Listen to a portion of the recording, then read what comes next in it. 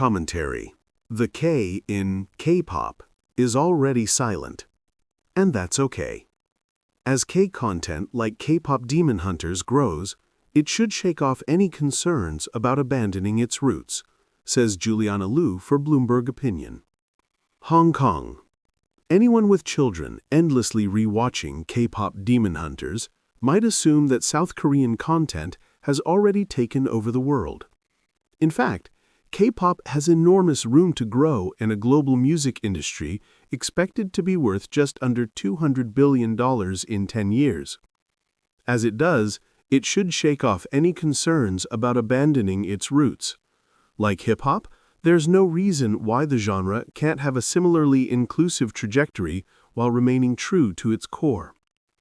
A co-production partnership between Warner Bros. Discovery and CJENM, announced earlier this month, is just the latest example of the strong international demand for Korean movies and TV shows.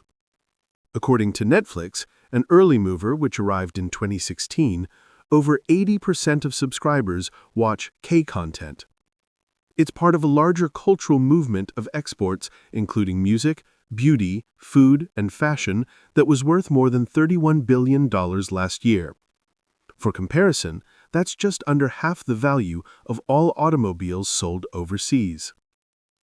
As a longtime observer of Hallyu, or Korean Wave, it has been fascinating to see it evolve from the 1990s, when shows were made almost entirely for local consumption with limited exports to Japan and Taiwan.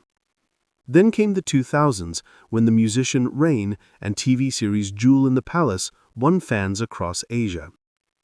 Things really started to take off in the 2010s. Films and TV shows were marked by splashier, more expensive productions, often taking place overseas. Space travel romance My Love from Another Star and military drama Descendants of the Sun were the smash hit exemplars of this time.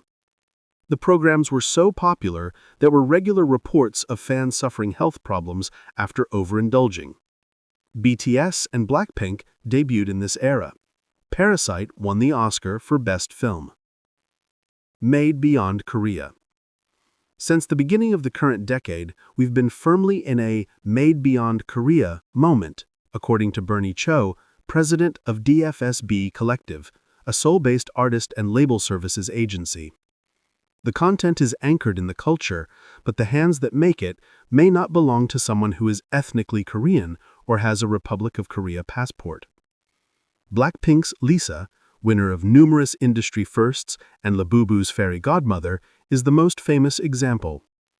Born in Thailand, she moved to Seoul in 2011 as a teenager after being scouted by YG Entertainment, one of the big four record labels. Bandmate Jennie was born in Seoul and lived in New Zealand. Rose was born a Kiwi and raised in Australia. Only Jisoo has lived in South Korea all her life. Because growth is limited at home due to a shrinking population, it's imperative for the K-culture industry to pivot abroad. Instead of fighting over scraps in the way so many Chinese industrial companies are doing, it makes sense to look beyond a 50 million fan base at home to the 8 billion potential fans outside. Related. K-pop isn't being colonized. In terms of music consumption, K-pop is already on that path.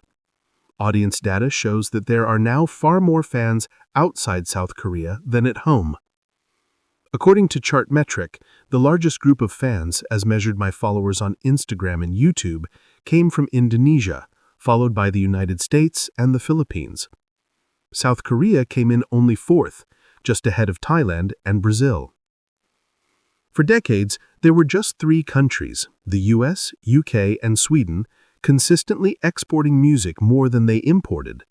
South Korea has emerged as the fourth, according to Pivotal Economics. On YouTube, for every Korean subscribed to an overseas musician, there were 17 foreign fans watching a homegrown artist. This trend is reflected in the content. A Bloomberg News analysis of song lyrics last year showed that for the first time, almost half of K-pop singles released had English lyrics. The idea that the genre should drop the K in order to conquer the overseas market has been repeatedly popularized by Bong Si-hyuk, founder of HYBE, the man behind BTS and the world's fourth largest record label.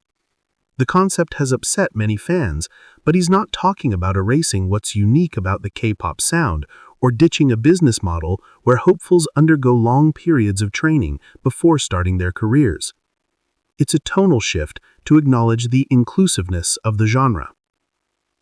HYBE and rival record labels are exporting that time-tested, quintessentially Korean system. K-pop isn't being colonized. It's the other way around. When first watching K-pop Demon Hunters, I was confused. Here was a westernized story told in English, set in Seoul, and starring Korean animated characters. I wanted to put it in a box. Is it Kung Fu Panda or Neja 2? Well, like K-pop itself, it's a hybrid. A blend of a North American perspective underpinned by a Korean soul. And as the WBD-ENM deal suggests, the way of the future is with people of different backgrounds involved in production. Being able to succeed in so many countries isn't a problem, it's a privilege.